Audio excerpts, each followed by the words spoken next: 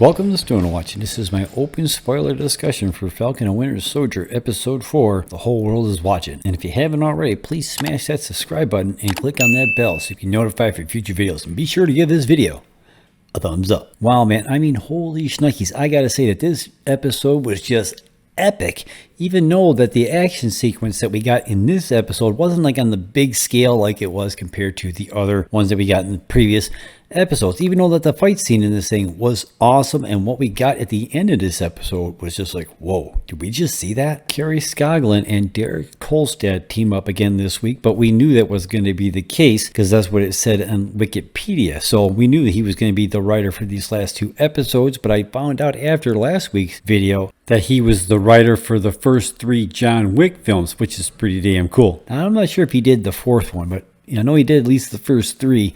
So, and I'll have to be quite honest, I have not seen any of the John Wick movies myself personally. I mean, the only thing I've seen was what was in the trailer. I mean, they look good. For one reason, I just haven't gotten around to check those out yet. But seeing how much I like these last two episodes, I'm probably going to have to go check those movies out. We got another 54-minute runtime this week. Now, I'm kind of hoping with the last two episodes that this is going to be like the standard thing that we're going to see from here on out. Now, we only have two more left to go, and then this thing is over. Now, I am kind of hoping at the end of this series, like when it's all said and done, that they're going to do another Marvel Studios Assemble where we get to see the behind-the-scenes stuff for this series as well, just like they did for WandaVision. We start off this week's episode with a flashback. It's 6 years prior, and we're back in Wakanda. We find out not only Shuri helped Bucky free himself of the mind control that Hydra had on him, but Io helped him out as well. Now, I think this was some really good acting done by Sebastian Stan, because you could really feel the emotional weight lifted off him when he finally realizes he is free after so many years. Cut back to where we left off last week. Io confronts Bucky on why they freed Zemo. He tells her they needed his help. She tells him, "You have 8 hours and then we're coming for Zemo." Now, there was no new characters introduced this week, just the ones that we already know, and the ones that are still alive are playing out the rest of this series.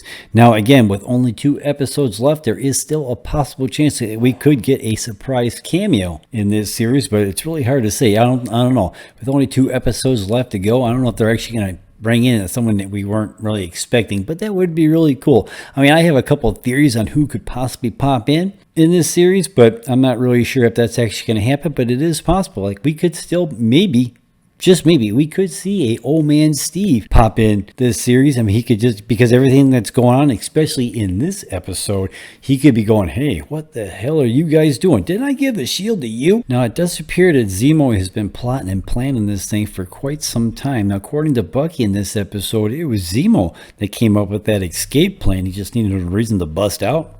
I'm not really sure exactly how that went, but I mean, that's pretty much what Bucky said. It wasn't him. It was Zemo's plan all along. And it does seem like in this episode that he's been trying to stay at least a step or two ahead of Bucky and Falcon, and now Cap and Battlestar. And now he finds out that the Wakandans are after him, so he's trying to stay ahead of them as well. Now, after they find out that the Wakandans are in town, they go visit one of them GRC refugee camps, and we find out from or Zemo finds out from a little girl where they can find Karli Morgenthau and crew, because they're going to have a funeral for one of their friends. Now, I don't remember what the lady's name was, but they said this, she gave them like the location on where they could find that funeral. Now, we see where Karli Morgenthau and crew have been hiding the super soldier serum, and we find out that their intention is to take the 12 vials that are left and make more of super soldiers. Now, we're down to 7 in this episode, because remember, the one guy sacrificed himself so they could get away. Now, after the funeral, John Walker tried to arrest Zemo, but then the Dora Milaje showed up, and that was pretty much all that she wrote as far as that went. I mean, it did not go well for Battlestar or for the new Captain America. They pretty much got their asses handed to them by the Dora Milaje easily. I mean, easily. So that's even after that, John Walker said something along the lines that they weren't even super soldiers, but yet they're fully trained warriors, dude. I mean, the training that they're getting, you're not getting in the U.S. military. I'm just saying. So you can't go by that. Maybe they're not super soldiers, but they train. I mean, really, right? So anyway, they end up losing that fight. And then when he was talking to Battlestar and he's debating on whether or not if he should take the serum. Now, nobody knows that he has it except for him.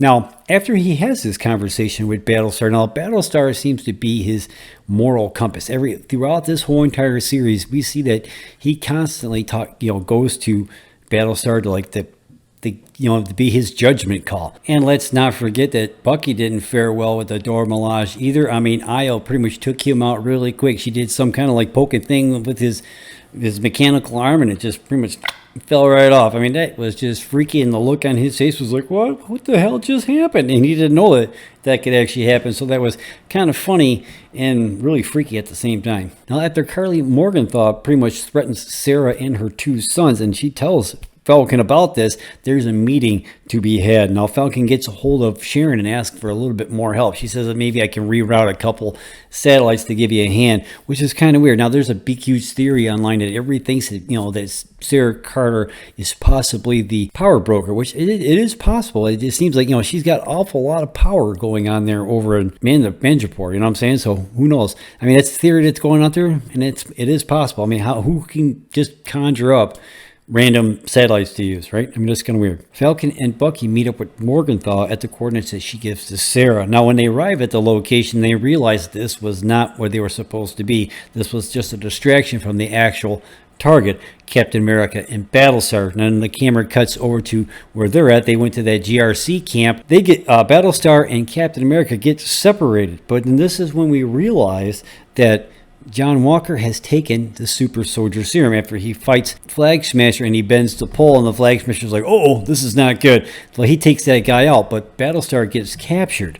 Now, in the fight scene after Falcon and Bucky show up with the other Flag Smashers, now they try to attempt to actually kill John Walker, but then Battlestar, who freed himself, gets in the way. And then Morgenthau just like nails him in the chest, like with her superhuman strength. Now, everybody online is saying that's pretty much most likely when Battlestar actually died. He died before he actually hit the stone pillar. So if that didn't kill him, the stone pillar actually did. So it's really hard to say when exactly he actually died. But at that point, he was no more. Now, I don't remember whether or not if he actually died in the comics, to be quite honest with you. But this plays into some of the storyline that they had in those comics. Because there was I can't remember, it's like a family member or something like that with John Walker passed away, and it just drove him insane. Well, this was pretty much around the same thing, because he's known this guy for a long time. They were in a lot of battles. They fought in Afghanistan. They probably even trained together for all we know. So they've been friends for a long time. And again, Battlestar was his moral compass. Now he no longer has that. Well, he just flips out. Now he goes and he chases the Flag Smashers down. Now the guy he actually chases down is the one that was holding him back. Now he was also the one that was with Morgenthau, who was getting the serum earlier on, and we find out that he was actually at one point he was an actual fan of the Captain America of Steve Rogers. Now this is where it gets kind of weird, because he chases this guy down and he beats him down. Now the guy is, well, he lost. He's down on the ground, but John Walker just loses it, and he ends up starts hitting him with, hitting him with the shield and everything. So that was just totally brutal. Probably the most brutal scene I've ever actually seen in an MCU film, or show rather. Now, they didn't actually show it, but you get the idea of what's happening. Now, I guess it was mirroring the same thing that happened at the end of Captain America Civil War, when Steve Rogers was basically doing the same thing, except he hit Tony Stark in the arc reactor and he stopped it right there. Now that shows you the difference between the two. So I don't know, man. It's like that. Everybody's taking pictures with their cell phones and videos and stuff like that. You know that's going to go viral. That's the name of the episode. So I don't know. This was a really good, awesome episode. It was really intense. I cannot wait to see where they go with this thing this week. So I don't know. Did you see Falcon and Winter Soldier episode 4? Let me know in the comments down below. Did you like it? What did you like about it the most? What did you think about that scene when John Walker killed that dude with the shield and there was blood all over it and stuff like that? That was just totally wild. So I don't know, man. Tell me what you think in the comments down below.